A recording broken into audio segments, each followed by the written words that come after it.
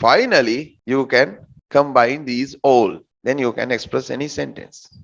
මේ ඔක්කොම ටික එකතු වෙනවා අවසානෙට ඒ හුරුවෙන් ඔයාගෙන් වාක්‍ය පිට වෙනවා. ඔක තමයි වෙන්නේ. දැන් අපි යමු how to use main verbs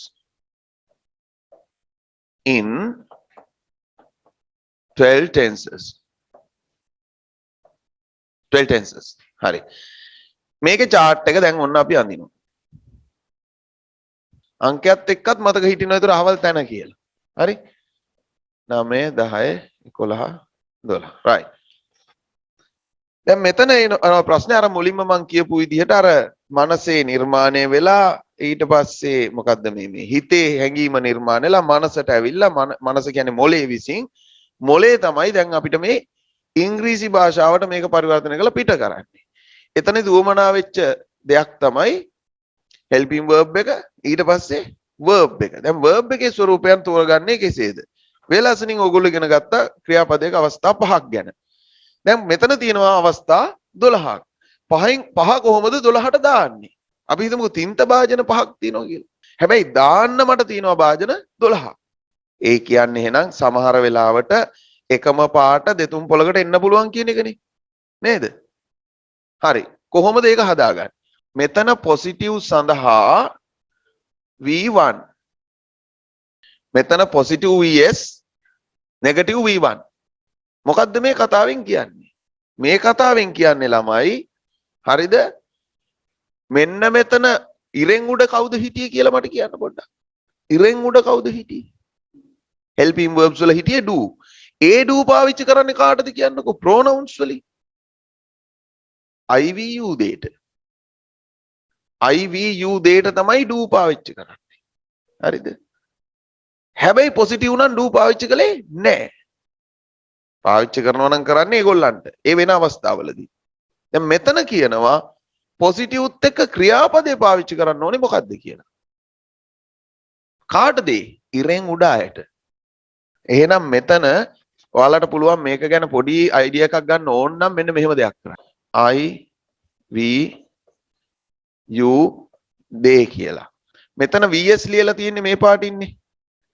ඒ පාටම මම ගන්නවා මෙන්න මේ he she it ලියන්න. he she it. දැන් ඒක මැච් වෙනවනේ. පැහැදිලිද? මෙන්න මේ තුන් දෙනාට මෙතනදී VS use කරන්න ඕන positive සඳහා. ඒ කියන්නේ I love, we love, you love, they love කිව්වට he loves වෙන්න ඕනේ, she loves වෙන්න ඕනේ, it loves වෙන්න. ඒක තමයි මේ පෙන්නලා තියෙන්නේ. හැබැයි එයා නෙගටිව් කළොත් නැවත V1 එනවා. බලන්න. එහෙනම් ඕගොල්ලෝ මට කියන්න බලන්න මම දන්නේ නැහැ ඉංග්‍රීසි. I don't know. ඔයා දන්නේ නැහැ. කොහොමද කියන්නේ? ඒක කියාගෙන යන්න බලන්න. I don't know, we don't know කියන්න බලන්න ඔන්ලයින් හරි. මම මේකක් එල්ලගෙන මෙච්චර වෙලා. ඔව්. I don't know, we don't know කොහොමද එන්නේ? කියාගෙන යන්න බලන්න ඒක. හයියෙන්. ඔව්. අරවා කතා කරන්නේ මේකේ. ඔව්.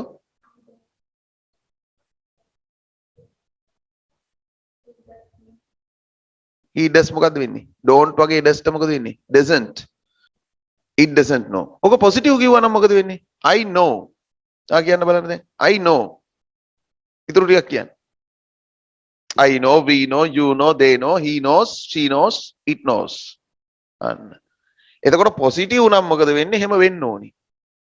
මෙතෙන්ට V1 කිව්වට මෙතනදී S එකතු වෙන්න ඕනේ શબ્දයට.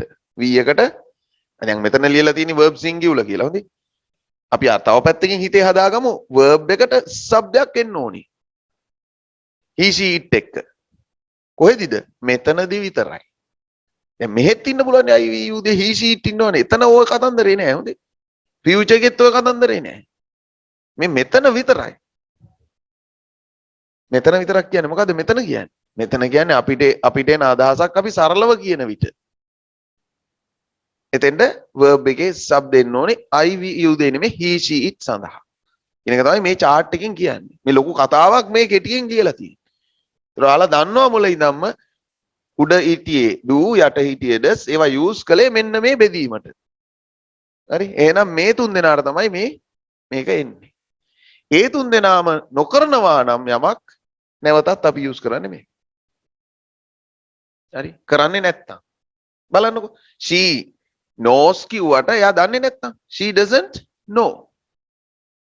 ඒ කියන්නේ ආපහු මෙන්න මෙයා ගන්නවා. උඩ ඉන්න එක්කෙනා එනවා එතෙන්. හරි. ඕකේ විග්‍රහය අපි දැන් තව ඉගෙන ගන්නවා කොතනදීද? present simple වලදී. මේ charts ටිකනේ. දැන් present simple අපි ඉගෙන ගන්නවනේ ඊළඟට tenses පටන් ගත්තේ නෑනේ තාම. මේ tenses වලට යන පාර. clearly මම අරන් යන්නේ ඕගොල්ලන්. හරි. එකපාරටම ගිහිල්ලා මෙන්න present simple කියලා දෙන්නේ නැතුව මේ හඳුන්වලා දීලා යන්නේ එතෙන්ට.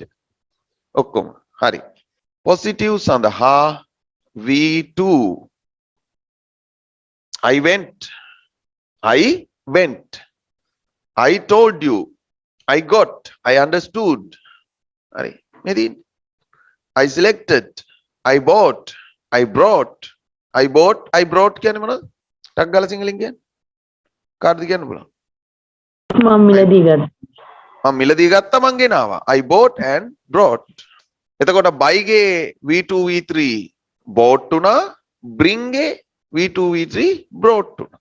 ඒක අහගෙන නිතරම ඔළුවේ තියෙන්න ඕන. හරි. right. මෙතන මොකද වෙන්නේ? මෙතන බෙදීමක් විදිහට නෙමෙයි ළමයි මෙතන බෙදීමක් නෑ. මේ රතු ඉරෙන් වගේ බෙදීමක් මෙතන නෑ. හරි.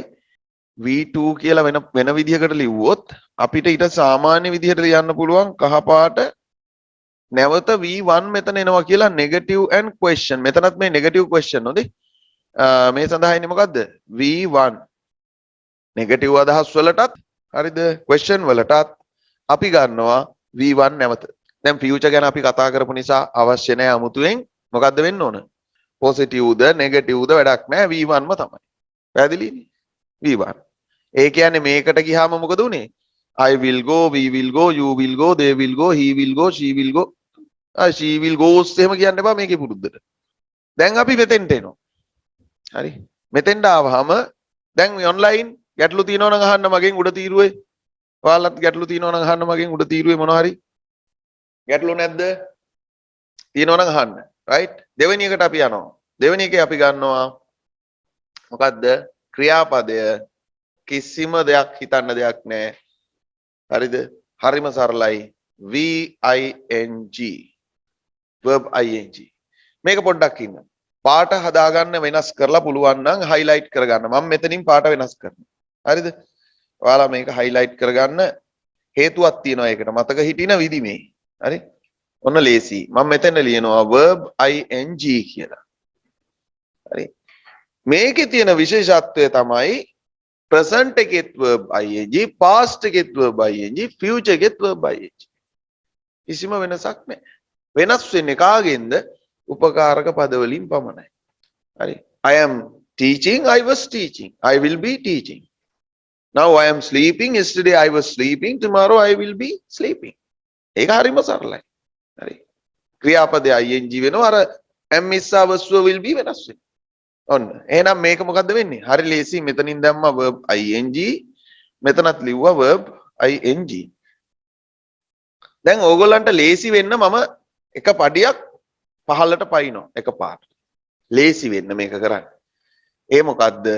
main verbs ටික පුරුදු වෙනකොට මෙන්න මේ ing තීරුව ගත්තා නම් present continuous, past continuous, future continuous වලට යටම තීරුවටත් ඕකමයි. එහෙනම් ඒකත් ලියා ගන්න දැම්මම verb ing verb ing verb ing. හරි. හරි. දැන් බලමු මෙන්න මෙහෙම දෙයක්. මේ බලන්න V1 V2 V3 verb ing verb singular. කොහොමද තියෙන්නේ? මේකේ බලන්න 1 2 3 4 5 කියලා. හරි. මේ වෙන කතාවක් උනේ. අපි කලින් ඉගෙන ගත්තු verbs වල අවස්ථා පහ. මේ අවස්ථා පහෙන් පළවෙනිය මොකද උනේ?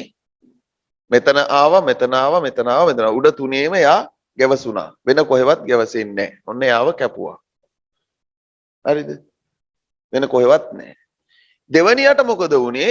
දෙවනියා මෙතන විතරයි හිටියේ. මෙතන විතරමයි හිටියේ. හරි. ඔන්න යාව කැපුවා.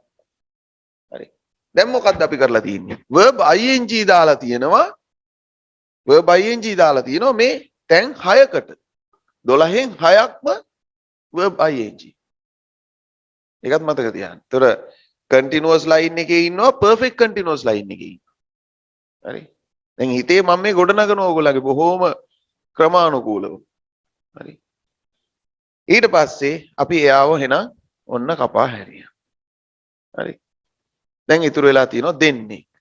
ඒ දෙන්නගෙනුත් මේ වෙන විටත් අපි යූස් කරලා ඉවරයි මෙයා. ඉතුරු වෙලා තියෙන්නේ කවුද? V3. බලන්න මෙන්න පළවෙනි තීරුව simple. දෙවෙනි තීරුව continuous. තුන්වෙනි තීරුව perfect. හතරවෙනි තීරුව perfect continuous. මේ විදිහට අපි line 4ක් හදාගත්තොත් ඒකේ අංක 3 perfect නේ. තුන්වෙනි තීරුව perfect. ඒ තුන්වෙනි තීරුවට මෙන්න මේගොල්ලන්ගේ තුන්වෙනි ආවිල්ලා කියලා කිව්වොත් ඔයාලට සමාන ලේසි නේද මතක තියාගන්න. බලන්න 3ට 3. මේ තුන්වෙනි තීරුවට ක්‍රියාපද වලින් තුන්වෙනිය. තීරුවටම. හරි. එහෙනම් හරිම ලේසි. මෙතෙන්ට දාගන්න මොකද්ද? පාට. ඔව්. V3 V3 V3 හරි. ක්‍රියාපදවල තුන්වෙනියා ටෙන්සස් පේලිය තුන්වෙනි පේලිය. හරි. පැහැදිලිද? හරි. රයිට්. දැන් ඔයගොල්ලන්ට මේ මෙහෙම සිස්ටම් ඉගෙනගෙන තියෙනවද කලින්? ඈ? මේ විදිහට පෙළ ගැස්සුණාද ඔයගොල්ලන්ට කලින්? හරි. මේ පෙළ ගැස්සලා තියෙනවා නම් කියන්න මටත් දැනගන්න. හරි. ඒක හොඳයි. එහෙමයි වෙන්න ඕනේ. වෙන්න ඕනේ මේක තමයි. හැබැයි වෙලා නැති එක තමයි මට ගොඩක් අහුවෙලා තියෙන්නේ වෙලා නැහැ. දැන් ඔයාලට පේනවා මේ සැලස් මේක නිකන් ගණිත පන්තියක් වගේ වෙලා නේ. තේනවා බෝඩ් එක. හරි. එතකොට දැන් මේ තමයි අපේ ඔළුවේ අපි එකලස් කරගන්න ඕන සිස්ටම් එක. අපි මොනවා කළත් දැන් ඔයා හිතන්න ගොවියාගේ හිත ඇතුලේ සිස්ටම් එකක් තියෙනවා. නේ? වඩු බාසුන් නැහැගේ හිත ඇතුලේ සිස්ටම් එකක් තියෙනවා. ඒකේ ගණන් මිනුම් තියෙනවා, සංඛ්‍යා තියෙනවා. හරි? ලී වර්ග තියෙනවා.